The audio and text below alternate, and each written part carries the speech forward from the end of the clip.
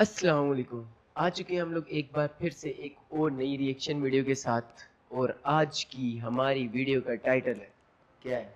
तुम बताओ ना। India India versus Pakistan, country and military comparison. और अब देखेंगे तो पता चलेगा किस तरह कैसे? का कंपैरिजन है और मिलिट्री का कंपैरिजन हो रहा है, तो फिर तो जाहिर सी बात है कुछ मज़ेदार हो मिलने वाला है हमें। और कंपैरिजन एक इंडियन है, यूट्यूबर है। और आप लोग जानते ही होंगे इनकी इस वीडियो का डिस्क्रिप्शन में लिंक आप लोगों को मिल जाएगा, वीडियो का लिंक। और मैं हूँ सैम। और मैं हूँ निशु। बोल दो, मुझे तो जानते ही होंगे। हाँ जानते हैं, तुम अपना आज बताओ। हाँ, तो मुझे आप लोग नहीं जानते लेकिन यार पहचान लो। और आप लोग हमें सजेस्ट कर सकते हो इसी तरीके से, जैसे एक भाई ने हमें ये वाली वीडियो सजेस्ट की, आप लोग भी सजेस्ट कर सकते हो इसी तरीके से वीडियोस। तो उसके लिए क्या करना है, आप लोगों ने कमेंट सेक्शन के अंदर आके हमें और कमेंट कर इंस्टाग्राम देना पे, है। और इंस्टाग्राम पे भी मेरे फॉलो। इंस्टाग्राम पे, इसके इंस्टाग्राम पे नहीं, फॉलो भी ये करना है ये और बात बताना भी। बहुत बार बोल चुकी है, बस कर दे। नहीं नहीं नहीं, तो नहीं करना ना, तो फॉलो ही तो नहीं करना। तो अब ये कि स्टार्ट करते हैं वीडियो को और देन इसके बाद बात करते हैं। हेलो फ्रेंड्स, मैं गौरव। और रात गई बात गई, लेकिन एक बात आज तक नहीं गई कि कौन सी? इंडिया और पाकिस्तान में सबसे महान देश कौन सा है। मान लो कल को अगर, और ऐसा होना नहीं चाहिए, लेकिन पाकिस्तान और इंडिया के बीच में एक घमासान सा युद्ध छिड़ता है, तो कौन सा देश जीतेगा? किस देश के पास ज्यादा ताकत और मनोबल है? किस देश की टेक्नोलॉजी सबसे अव्वल है और किस देश की मिलिट्री सबसे पावरफुल है? किस देश में रहना सबसे बेहतर है और इग्नोर करता है पाकिस्तान? पर हम, मेरे इंडियन और पाकिस्तानी सब्सक्राइबर्स, हम इस बात को बिल्कुल भी इग्नोर नहीं करेंगे। दोनों नहीं देशों के करते। लोग एड़ी चोटी एक करके अपने देश का झंडा ऊंचा करने में लगे हुए हैं, कोई कसरत नहीं छोड़ रहे। और इंडिया और पाकिस्तान के बीच में कंपटीशन इतना बढ़ चुका है कि उसके खत्म होने का कोई नामो निशान ही नहीं दिखाई दे रहा है। ये तो सच आपको है। दिख रहा है क्या? ये और सही हमारा बात है। ये पड़ोसी देश पाकिस्तान हमारा एक तरीके से सौतेला भाई है, और भाई भाई के सौतेला? बीच इसी सौतेला कंपटीशन ही में बना। 1947 में दोनों का बंटवारा भी कर दिया। 14 अगस्त 1947 में इंडिया का एक भाग जाके पाकिस्तान बन गया। और अब देखना यह है कि कौन सा सौतेला भाई ज्यादा सक्सेसफुल है, इंडिया हमारी भारत माता या पाकिस्तान हमारा सौतेला भाई? किस देश ने अपने बाप का नाम आखिरकार रोशन कर ही दिया? अब friends, I know Pakistanis Pakistan बोलेंगे, इंडियंस इंडियन बोलेंगे, बट आज गेट सेट फ्लाई की अदालत में हम फैक्ट्स को लेकर दूध का दूध और पानी का पानी कर ही देंगे। आपके सामने हम पेश करेंगे ऐसे सबूत जो मिटा देगा गुरूर का वजूद। So without wasting any time, चलो जी, let's get शुरू started करो। with our today's session titled India versus Pakistan बहुत comparison। तगड़ा टाइटल So, है अब ये। भाइयों, कुछ ही महीने पहले मेरे एक विदेशी दोस्त ने मेरे से ये पूछा था कि जब इंडिया और पाकिस्तान एक ही मिट्टी में पले बड़े हैं, तो 1947 के बाद जब दोनों देशों को आजादी मिली, तो तब से लेकर आज तक दोनों देशों की प्रगति और उन्नति में इतना डिफरेंस कैसे है? Point, right? आई मीन, आजादी से पहले दोनों इंडियंस और पाकिस्तानी ने एकजुट होकर as an Indian, as a भारतीय ही ब्रिटिशर्स का सामना किया, और फिर आजादी मिलते ही दोनों अपने अपने रास्ते चले गए। पर फिर क्यों दोनों देश आज एक दूसरे से इतने अलग है? क्या रीजन है इस अंतर के पीछे?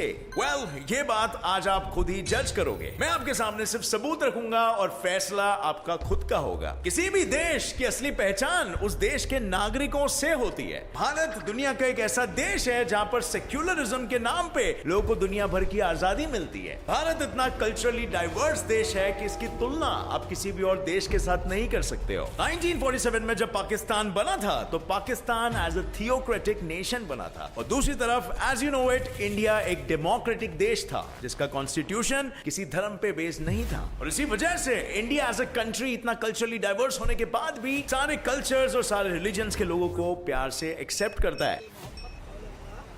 फरमान न बदला जाएगा, बदल जाए लाख जमाना, पर ईमान अब कुरान न बदला। क्या दिवाली में अली है और रमजान में राम? चंद्रमा भी कभी ईद का चांद है या कभी शरद पूर्णिमा की शान? इंडिया में मैक्स टू मैक्स 19,500 डायलेक्ट्स यानी कि लैंग्वेजेस है, जबकि पाकिस्तान में सिर्फ 300 डायलेक्ट्स है। And as you know it, India की नेशनल लैंग्वेज हिंदी है और पाकिस्तान की उर्दू है। और जब बात ऑफिशियल एरिया की आती है, तो इंडिया पाकिस्तान से एटलीस्ट 5 टाइम्स बड़ा है। और क्या आपके मन में यह सवाल नहीं आता है कि क्यों इन दोनों के ज्योग्राफिकल एरियाज में इतना बड़ा अंतर है? इसका जवाब हमारे बंटवारे का असली रीजन है, जो कि रिलीजन है। भारत का बंटवारा एक्चुअली में 2 टुकड़ों में हुआ था, लेकिन पार्टीशन के दौरान 20% पॉपुलेशन तो मुस्लिम्स की थी, सो उनके कायदे से 20% लैंड मुस्लिम्स को मिलना था, और ये 20% लैंड उन्हें वेस्ट पाकिस्तान और ईस्ट पाकिस्तान के हिस्सों में मिला। लेकिन आप मे भी ये सोचो कि वेस्ट और ईस्ट क्यों मिला, दोनों अक्खा का अक्खा क्यों नहीं मिल गया? जरा ये 1909 सन का मैप देखिए। Dark red areas Hindu dominated regions को बताती है, और वहीं एकदम light red areas Muslim dominated regions को बताती है। और क्या इस मैप को देखकर आपको कुछ याद आता है? वेस्ट साइड वाला रीजन और कोई नहीं बल्कि पाकिस्तान है, और राइट साइड वाला रीजन अपना बांग्लादेश है। रीजन का बंटवारा उसी रीजन के पॉपुलेशन को मद्देनजर रखते हुए हुआ था। जहां सबसे ज्यादा मुस्लिम थे, उसी रीजन को पाकिस्तान का नाम दे दिया गया, as you can guess it, जिससे कि वो रीजन के लोगों को अपनी घर छोड़ के जाने की नौबत ना आ सके। जब बंटवारा हुआ था तो 50% मुस्लिम्स ने तो इंडिया में ही रहने का फैसला कर दिया था, और पाकिस्तान में से जितने भी हिंदूस थे उन्हें इंडिया भेज दिया गया। सो देखा जाए तो इस पार्टीशन से उनको ज्यादा घाटा नहीं हुआ, बल्कि एक तरीके से एडवांटेज मिला। वहां के लोगों की जरूरत से उन्हें ज्यादा ही मिला, और मेरे पर्सनल हम्बल ओपिनियन में दोनों देशों के लोगों को, हिंदूस को और मुस्लिम्स को, इस पार्टीशन की वजह से बहुत ही पीड़ा उठानी पड़ी थी। ये बात इसने सही की है। मतलब जब पाकिस्तान अलग हुआ और इंडिया अलग हुआ, तो उस टाइम पे जो यहाँ से लोग वहाँ गए और वहाँ से लोग यहाँ आए ना, तो मतलब उस टाइम पे बहुत बड़ा नुकसान उठाना पड़ा। जाहिर सी बात है, अपनी अपनी जमीनें छोड़ के, अपनी जायदाद छोड़ के, अपना सब कुछ छोड़ के एक कंट्री से दूसरी कंट्री में शिफ्ट होना, फिर लड़ाइयाँ, झगड़े, फसाद, लोगों की जाने गई, मतलब बहुत बड़ा नुकसान उठाना पड़ा था उस टाइम पे। लोगों के घर उजड़ गए थे, और वहीं रायट से तो इंडिपेंडेंस की शुरुआत हुई। अब पार्टीशन के बाद दोनों देश अपनी अपनी आइडियोलॉजीज यानी विचारधाराओं के बल पे अपने अपने देश के डेवलपमेंट में लग गए। दोनों देश की militaries one of the most powerful militaries in the world है, और दोनों न्यूक्लियर पावर्स भी है। पर पहला सवाल ये आता है कि ये दोनों में ज्यादा पावरफुल कौन है, ज्यादा ताकतवर मिलिट्री किसकी है? और ये सवाल का जवाब हम टेक्निकली भी देंगे दोनों की मिलिट्री कंपैरिजन करके। बट उससे पहले 1947 से लेकर आज तक इंडिया और पाकिस्तान दोनों सौतेले भाइयों के बीच में 4 वॉर्स हो चुके हैं, और चारों बार ऑफिशियली या तो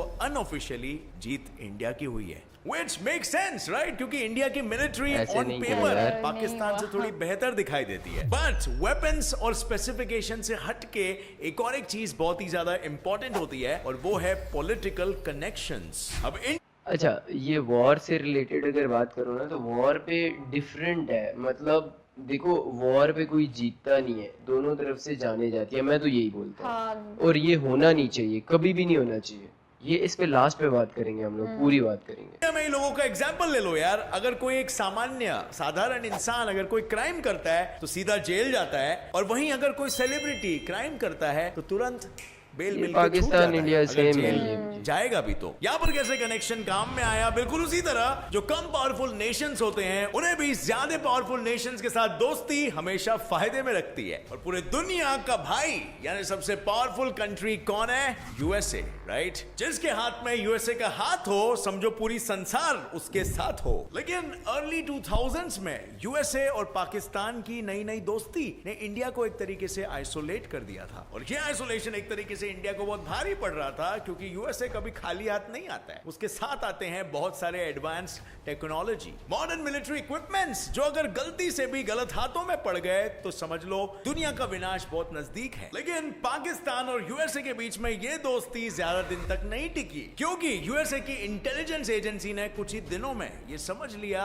कि पाकिस्तान कुछ तो छुपा रहा है। पाकिस्तान के कुछ ऑफिशियल्स दरअसल यूएसए के पीठ पीछे तालिबान फोर्सेस को अफगानिस्तान में ना केवल सिर्फ शेल्टर दे रहे थे, पर साथ ही साथ उन्हें अमेरिकन स्ट्राइक से भी बचा रहे थे, उन्हें इंफॉर्मेशन देके। मतलब एक तरह से उन ऑफिशियल्स की क्या डेयरिंग थी, वो भी अमेरिका के सामने। और इसी वजह से अमेरिका ने अपने सारे रिश्ते नाते तोड़कर पाकिस्तान से रूट कर वो इंडिया की ओर मुड़ा, और एक तरह से अपने पड़ोसी और मेहमान की फेल्ड पार्टनरशिप इंडिया के लिए एक बड़ी एडवांटेज बन गई। और इस तरह दुनिया की सबसे पावरफुल डेमोक्रेसी और दुनिया की सबसे बड़ी डेमोक्रेसी एक साथ एकजुट हो गई। सो इससे हमें यह पता चलता है कि यूएसए भाई आज इंडिया के साथ है, लेकिन क्या इंडिया को यूएसए भाई की जरूरत पड़ती है अगर पाकिस्तान और इंडिया में कभी वॉर होता है? वंस अगेन ऐसा होना नहीं चाहिए और होगा भी नहीं। ये आई एक नो, अच्छी बट जस्ट बात वी आर है। Doing a thought experiment. Indian military के पास पूरे 14,44,000 पर्सनल्स है और वही पाकिस्तान के पास उसका लगभग आधा 6,54,000 पर्सनल्स है। और जब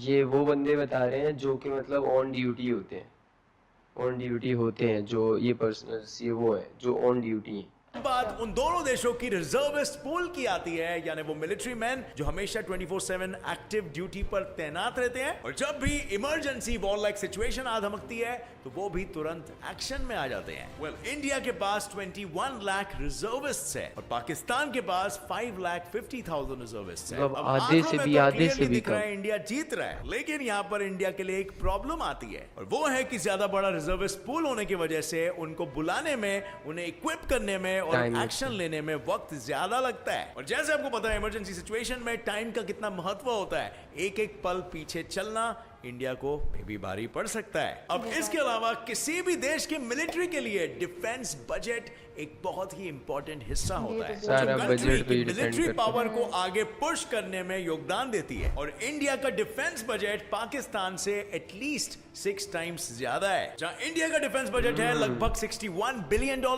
यानी 61,000 करोड़ रुपीस, वहीं पाकिस्तान का डिफेंस बजट है सिर्फ $11 बिलियन यानी 1,100 करोड़ रुपीस। और इस बजट डिफरेंस की वजह से इंडियन मिलिट्री ज्यादा मॉडर्नाइज्ड मिलिट्री इक्विपमेंट को खरीद पाती है as compare to Pakistani military. In fact आसमान में भी इंडियन एयरफोर्स को पाकिस्तानी एयरफोर्स से ज्यादा एडवांटेज है क्योंकि इंडिया के पास 2,123 एयरक्राफ्ट है और वहीं पर पाकिस्तान के पास 1,372 एयरक्राफ्ट है। पर इंडिया को सबसे पावरफुल उसकी Russian fighter fleet Sukhoi Su-30S-260 बनाती है जो आसानी से पाकिस्तान के F-16s को ओवरपावर कर सकता है। और ये इसीलिए क्योंकि पाकिस्तान के most of the F-16s Chinese made है और वो काफी आउटडेटेड F-16 चाइनीज मेड वही क्या बोंगी मार दी है। अच्छा, काफी हद तक सारी बातें ठीक है, लेकिन F-16 कैसे चाइनीज मेड हो गया? हम लोगों ने वो परचेज किए थे अमेरिका से, तो अमेरिका और चाइना का मतलब क्या सीन है मुझे समझ नहीं आ रही है। चाइनीज मेड कैसे हो सकता है F-16? भैया JF Thunder 17 चाइनी मेड कह सकते हो, वो भी 40%, क्योंकि 60% वो पाकिस्तान के अंदर बनता है और उसकी कुछ चीज़ें जो चाइना से आती है। भी हो गए हैं। और चाइनीज माल को अगर आप कंपेयर करोगे रशियन माल के साथ, आई डोंट थिंक सो ज्यादा एक्सप्लेनेशन की जरूरत है कौन सा माल बेहतर होगा। और इसके अलावा इंडियन नेवी और पाकिस्तान नेवी के कंपैरिजन में भी इंडियन नेवी की स्ट्रेंथ और पावर पाकिस्तानी नेवी से ज्यादा नजर आती है। और जैसे मैंने पहले भी बताया कि इंडिया और पाकिस्तान दोनों न्यूक्लियर पावर्स को पोजेस करते हैं, पर इससे एक कदम आगे जाके इंडिया ने अपना खुद का मिसाइल डिफेंस सिस्टम भी बनाया है and India also possesses anti satellite weapons and most importantly India ने खुद के सैटेलाइट नेविगेशन सिस्टम भी डेवलप। लेकिन सैटेलाइट्स पे और इस टेक्नोलॉजी में इंडिया हमसे ये कह लो कि कोई 5 गुना आगे हुआ है, क्योंकि इंडिया सैटेलाइट्स अपनी भेज चुका है, सब कुछ कर चुका है और पाकिस्तान ने अभी तक एक सैटेलाइट मेरे ख्याल से एक भी अभी भेजी नहीं है, या भेजना चाह रहा था कुछ टाइम पहले चाइना से मिल के वो भी।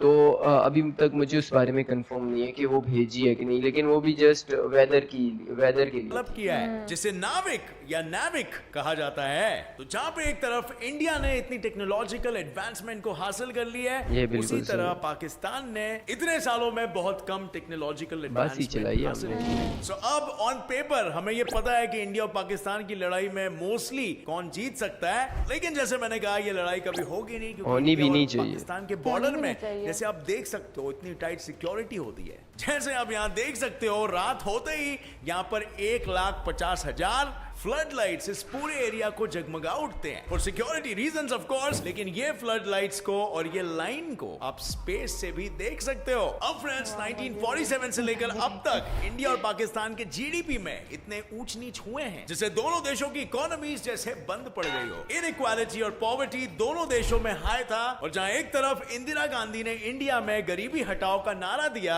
वहीं पर जुल्फिकार अली भुट्टो ने पाकिस्तान में रोटी कपड़ा मकान का नारा दिया। उनके पॉलिसीज ने फॉरेन रिजर्व्स और एंटरप्रेन्योरशिप को रिजेक्ट करके पॉवर्टी और इनइक्वालिटी को कम करने के बजाय उसे ज्यादा बढ़ा दिया और फिर झक मार के दोनों देशों को IMF यानी इंटरनेशनल मॉनेटरी फंड के सामने फाइनेंशियल एड के लिए हाथ फैलाना पड़ा। पाकिस्तान साल 1988 में IMF के पास फंड मांगने गया और वहीं पर उसके 3 साल बाद 1991 में इंडिया फंड मांगने गया। लेकिन पाकिस्तान ने 1988 से लेके आज तक 12 बार पैसे उधार लिए और IMF के आ जाने से दोनों देशों के बीच इकोनॉमिक गैप कम होने के बजाय तेजी से बढ़ने लग गया। इंडिया ने बड़ी चालाकी से 1991 न्यू इकोनॉमिक रिफॉर्म से देश का नक्शा ही बदल डाला और इसी बदलाव ने इंडिया को आज पाकिस्तान के इकोनॉमी कंपैरिजन में 10 गुना ज्यादा आगे कर दिया। India's foreign reserves ranked 8th in the world in the year 2018 with 405.8 billion dollars और उसी साल पाकिस्तान का फॉरेन रिजर्व्स सिर्फ 15.682 बिलियन डॉलर्स रहा। और तो और India 5th largest economy in the world in terms of nominal GDP value और 3rd largest in the world है विद PPP की परचेजिंग पावर पैरिटी। और वहीं पर पाकिस्तान वर्ल्ड की 42nd लार्जेस्ट इकोनॉमी है in terms of nominal GDP value and 25th largest है in terms of purchasing power parity. और इंडिया के लिए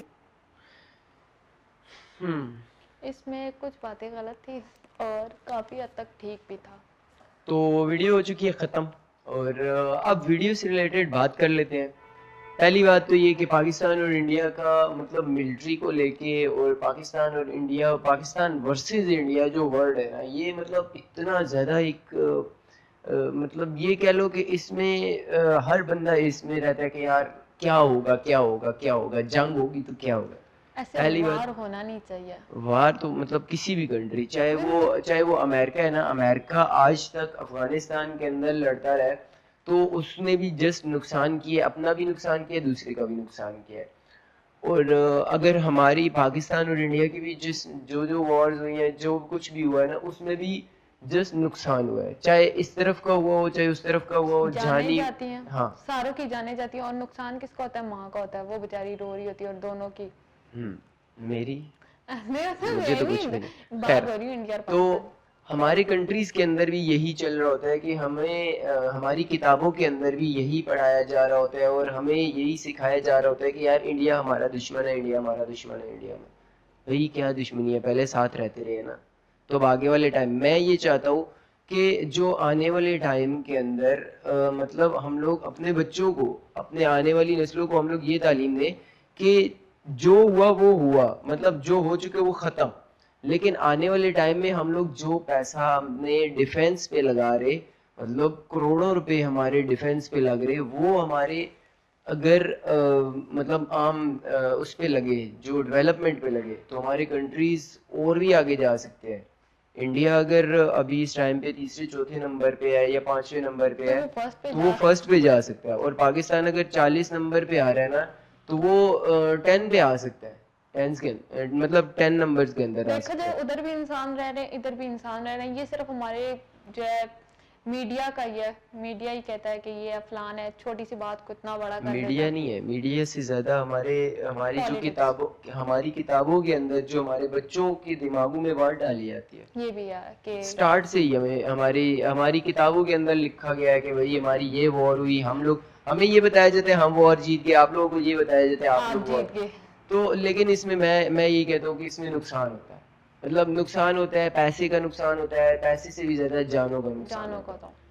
तो बाकी रही बात वो दूसरी, हाँ प्लेन वाली बात, मतलब जेट तैयारे वाली बात, तो यार JF-17 थंडर जो है ना, वो उसको आप मेड चाइना एंड पाक बोल सकते हो, लेकिन जो F-16 है उसका आज भी हमें अगर इक्विपमेंट चाहिए होता है ना, कोई पार्ट चाहिए होते हैं ना, तो वो हम लोग को अमेरिका से ही परचेज करना पड़ता है।